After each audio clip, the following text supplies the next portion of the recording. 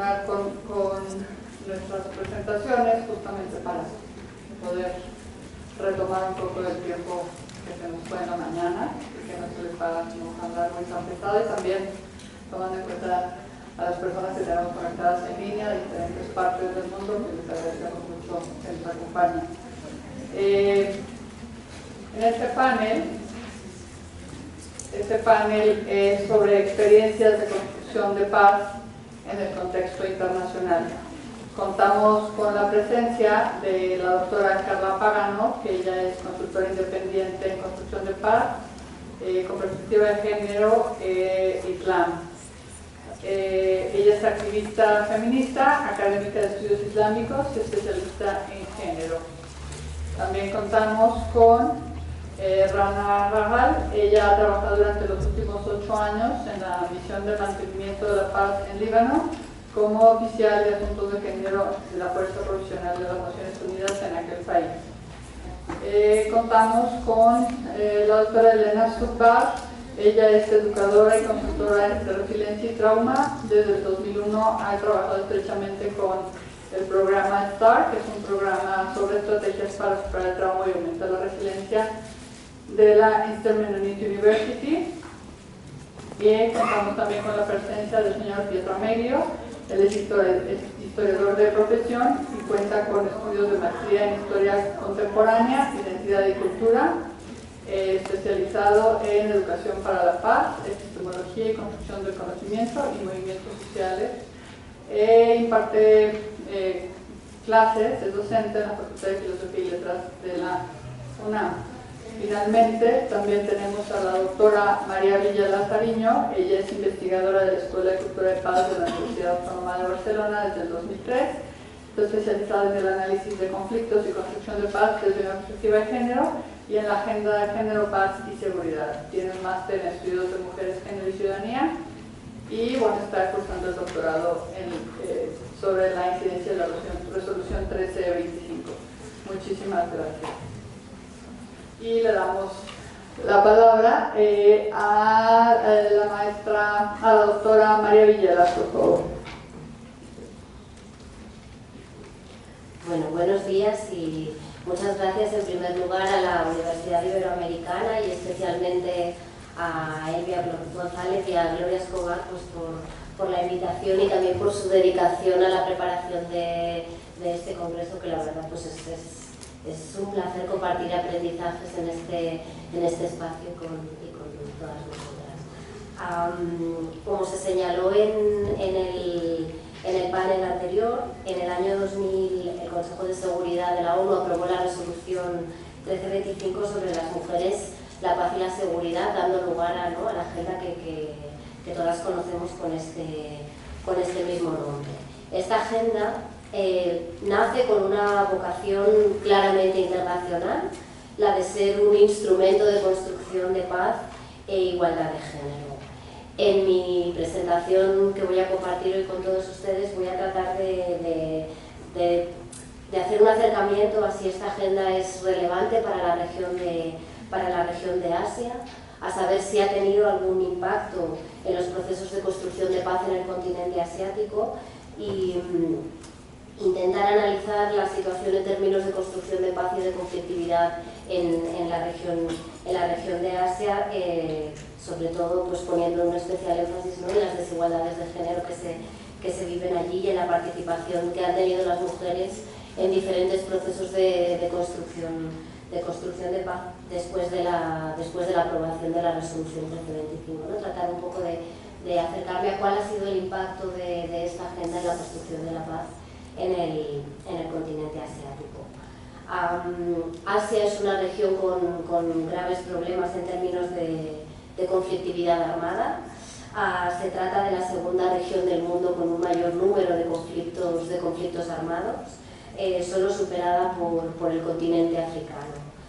Según algunos de los datos que hemos recopilado en la Escuela de Cultura de Paz de la Universidad Autónoma, pues de los 33 conflictos armados que tuvieron lugar durante el año 2017, 9 de ellos transcurrieron en Asia, y en años anteriores pues hubo cifras muy similares, ¿no? Además, algunos de los conflictos armados de mayor intensidad pues, transcurren en este continente, ¿no? Como puede ser pues, el caso de Afganistán, Pakistán, Myanmar, es decir, conflictos de especial gravedad y con un impacto para la población de estos países muy grave. También no solo hay conflictos armados en Asia, ¿no? También se dan otras situaciones de grave violencia, situaciones de tensión sociopolítica que también tienen importantes impactos en la población. Así pues, a la luz de estos datos, parece que es especialmente importante promover la construcción de la paz en Asia mediante procesos de paz que impliquen el desarrollo de negociaciones entre los diferentes actores armados que protagonizan estas situaciones de conflicto. Y de hecho Asia pues, es escenario de numerosos procesos de paz y de numerosos procesos de negociación para poner fin a esta violencia. Y además se han firmado algunos de los acuerdos de paz más relevantes de los últimos años, como pueden ser los acuerdos de paz en Mindanao, en Filipinas, en Aceh, en Indonesia, o el acuerdo de paz en Nepal, ¿no? De los 43 procesos de paz que desde nuestro centro analizamos en el año 2017, 8 de ellos tuvieron lugar en Asia, es decir que en paralelo a estas situaciones de grave conflictividad armada también se producen esas situaciones de intento de transformación por la vía negociada de los conflictos armados. Y en lo que respecta, ¿no?, a las desigualdades de género y a la situación de las mujeres en Asia, pues en paralelo a ser una región en la que se dan fuertes liderazgos femeninos, también en el ámbito de la política. ¿Así? Pues también Asia, además de estos fuertes liderazgos de mujeres, pues también es un continente de graves desigualdades de género y de situaciones pues, de fuerte exclusión para las mujeres. Así que en este contexto, ¿no?, que he descrito de conflictividad armada, de construcción de paz, pues es interesante analizar cuál ha sido la participación y las aportaciones de las mujeres a la construcción de la paz, en este continente. Asia se inserta plenamente en la tendencia internacional de exclusión de las mujeres en la construcción de la paz formal, ¿no? Es decir, no es una excepción a la regla internacional en la que los procesos de paz y las negociaciones de paz se dan con fuerte exclusión para las mujeres, ¿no?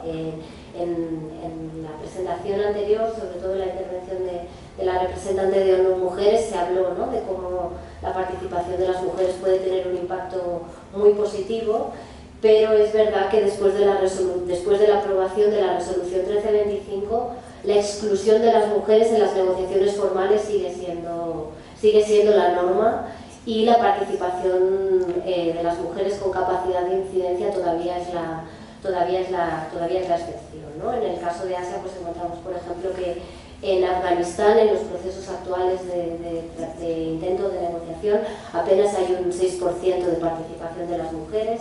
En Myanmar, un 17% de participación de las mujeres. Filipinas, que es el caso a nivel internacional en el que se ha producido una mayor participación de las mujeres en los esfuerzos formales y oficiales, pues cuenta con un 32% de participación de las mujeres. Es decir, estamos muy lejos, ¿no?, de cifras que nos hablen de una participación paritaria de las mujeres en estos espacios. Pero, sin embargo, se han dado algunas iniciativas que son enormemente interesantes y que creo que pueden aportar aprendizajes y ejemplos de superación de obstáculos que pueden ser de enorme interés para otros contextos, incluido el contexto latinoamericano, ¿no? Y intentaré también trazar algunos paralelismos entre procesos que han tenido lugar en América Latina con respecto a lo que ha sucedido en Asia. Voy a centrarme en algunos ejemplos. Mi idea es analizar los casos de Nepal, Sri Lanka, Filipinas y Afganistán, pero bueno, en función de la disponibilidad de tiempo, pues a lo mejor reduciré la presentación solo a algunos de los más emblemáticos. En el caso de Nepal, que es el primero de los que voy a analizar, En el año 2006 se firmó un acuerdo de paz que sirvió para poner fin a un conflicto armado que había durado 10 años y que había enfrentado a un grupo insurgente maoísta a las fuerzas de seguridad del Estado nepalí, ¿no? Un país que durante el transcurso del conflicto armado vivía una situación políticamente de un régimen bastante opresivo y con muchísimos déficits en términos de democracia y de participación ciudadana. Con respecto a la inclusión de las mujeres en el proceso de paz que dio lugar al acuerdo de paz que significó la finalización del conflicto armado, creo que son muy reveladoras las palabras del jefe de la misión de Naciones Unidas en el país, que señaló que y cito textualmente, en todas las mesas de negociación política que he visto en Nepal durante el proceso de paz, ni una sola vez he visto una mujer en la mesa. Hasta el momento, en el proceso de paz, las decisiones las están tomando los hombres por las mujeres. Y, sin embargo, las mujeres habían tenido una participación a nivel social muy importante en todo lo que fue el movimiento social impulsor de la democratización del país. Pero esa participación social no tuvo una traducción en la mesa de negociación del acuerdo de paz. Y ninguna mujer fue incluida en las negociaciones, en las delegaciones negociadoras. Sabemos que la firma de un acuerdo de paz no representa el fin de un proceso de construcción de paz, sino que por el contrario la firma de un acuerdo de paz es el primer paso necesario, imprescindible para iniciar, ¿no?, realmente lo que es la construcción de la paz después de un conflicto armado. Y la firma de los acuerdos de paz da lugar a nuevos procesos de negociación social y colectiva para definir los términos y las condiciones concretas en los que se va a implementar ese acuerdo de paz.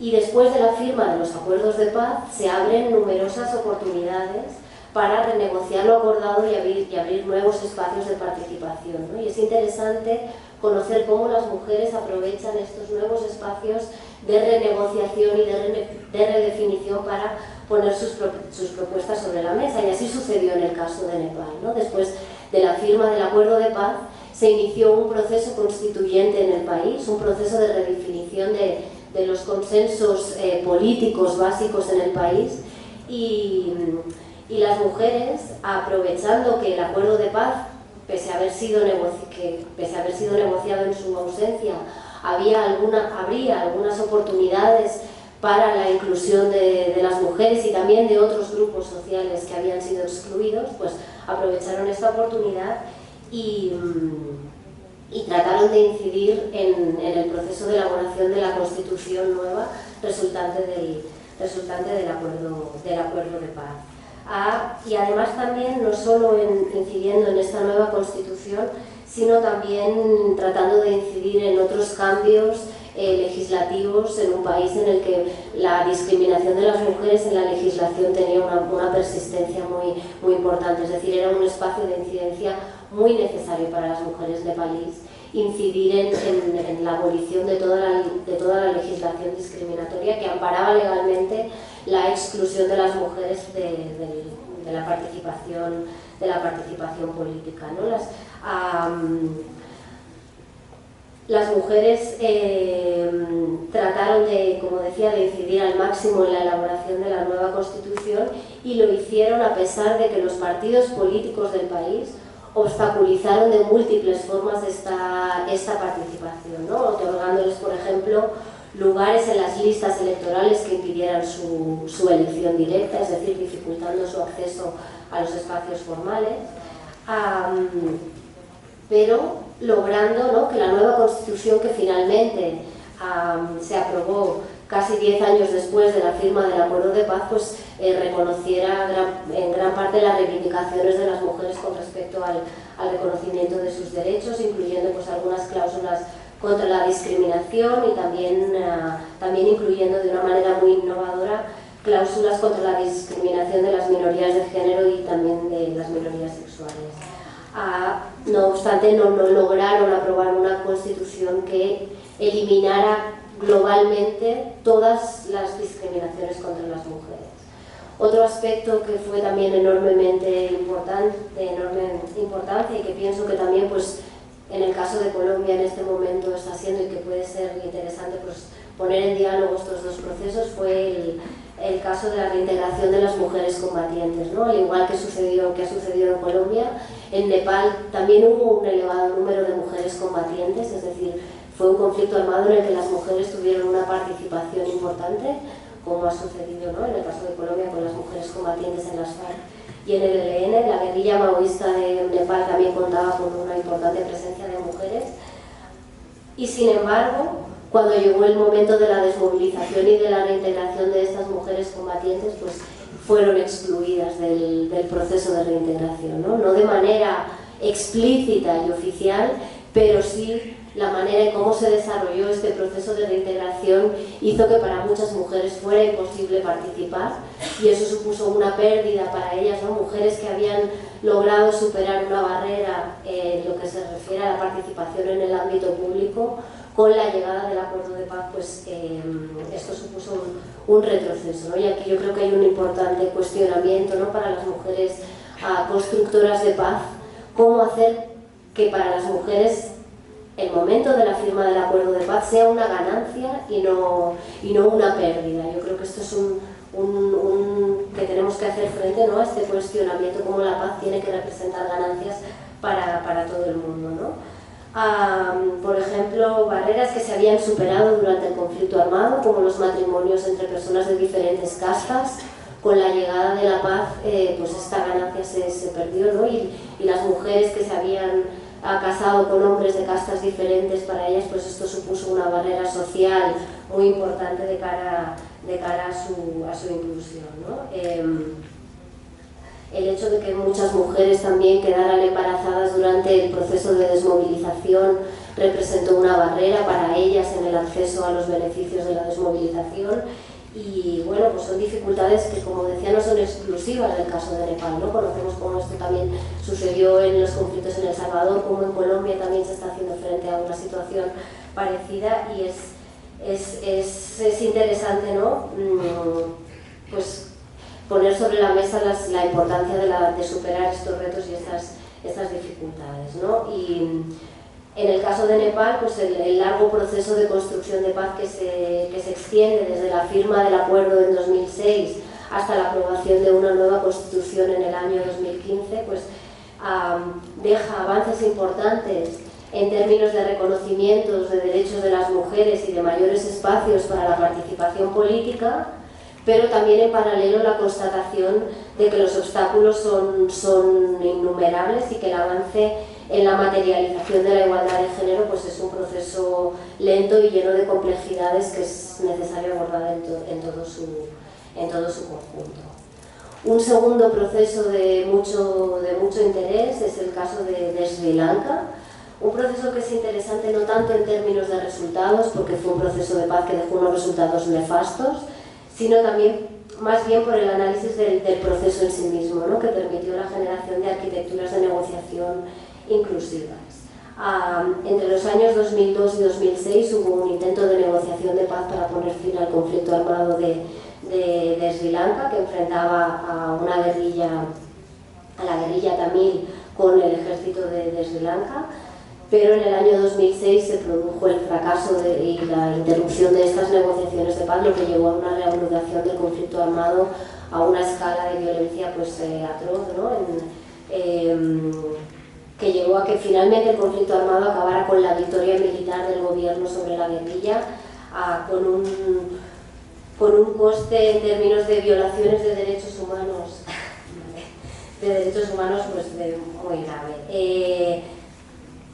El proceso de paz en Sri Lanka lo que tuvo de interesante es que igual que sucediera en Colombia, ¿no? Con la generación de una subcomisión de género que permitió la participación directa de las mujeres, pues Sri Lanka fue un proceso pionero en este sentido. Se generó un espacio de participación específico para las mujeres en lo que fueron las negociaciones de paz. un subcomité de género que estuvo integrado por mujeres representantes de la guerrilla y mujeres que, si bien no eran representantes del gobierno, sí que actuaban como delegación gubernamental. Este subcomité tenía el mandato de explorar la inclusión efectiva de las cuestiones de género en el proceso de paz y también de presentar propuestas para incidir sobre la mesa de las negociaciones formales. Las mujeres que participaron en él lograron pactar una agenda de 7 puntos.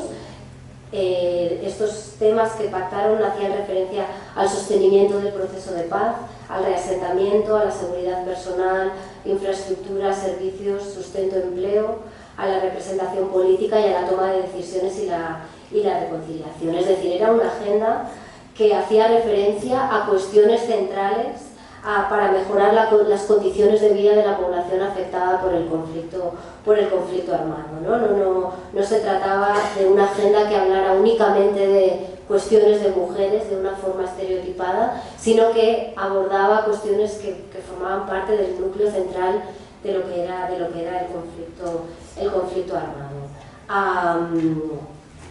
Fue un espacio muy interesante, ¿no?, en el que participaron, como decía, mujeres guerrilleras, pero también mujeres vinculadas al movimiento feminista de Sri Lanka, que durante años había tratado de incidir en promover una solución negociada al conflicto, y que cuando llega el momento de las negociaciones de paz, pues se les encarga estar en la mesa de las negociaciones con propuestas para la resolución del conflicto.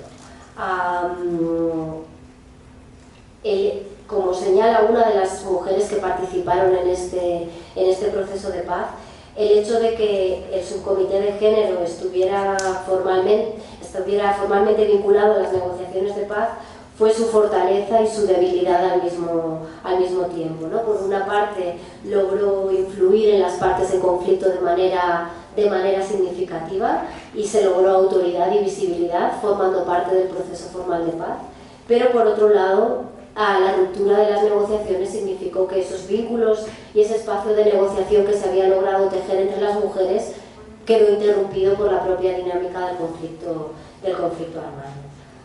Muy brevemente, ya para concluir, simplemente señalar que en el caso de las negociaciones de paz en Filipinas, que trataban de lograr una salida negociada al conflicto en Mindanao, y que se logró la firma de un acuerdo de paz para poner fin a este conflicto armado, pues es uno de los ejemplos en los que las mujeres han logrado una mayor participación directa, puesto que la delegación gubernamental estuvo encabezada por una mujer que fue la firmante del acuerdo de paz, y se logró un acuerdo de paz también muy interesante en términos de inclusión de algunas cláusulas específicas para mejorar, ¿no?, la inclusión de las mujeres y hacer frente a las desigualdades de género en el país, y que la sociedad civil y las organizaciones de mujeres pues tuvieron un papel enormemente relevante sosteniendo el proceso, impulsándolo, empujándolo, ¿no? Pues de nuevo una experiencia también que podemos comparar con otros casos de América Latina, como sea el caso de Colombia, donde el papel de la sociedad civil en el sostenimiento del proceso pues ha sido clave para su éxito. Para concluir, simplemente señalar que los procesos de paz en Asia se han caracterizado por liderazgos fuertemente masculinos y patriarcales, pero que, sin embargo, en la mayoría de ellos, las mujeres han logrado abrir brechas y establecer espacios de participación con diferente capacidad de incidencia sobre los resultados finales de estos procesos, ¿no? Y que la resolución 1325, sobre todo en el caso de las negociaciones de paz en Asia, ha sido una herramienta útil, ya que ha permitido fortalecer las exigencias de participación de las mujeres, ha dado legitimidad a sus agendas y a sus propuestas, y que ha dado lugar que incluso en los contextos de mayor hostilidad a la participación de las mujeres se hayan logrado algunos avances. Es decir, que es una herramienta pues, que con todas sus limitaciones y con todos los peros que podamos ponerle, ha servido para fortalecer iniciativas de construcción de paz promovidas por las mujeres en contextos muy hostiles y muy difíciles, para que las mujeres puedan participar en el ámbito público.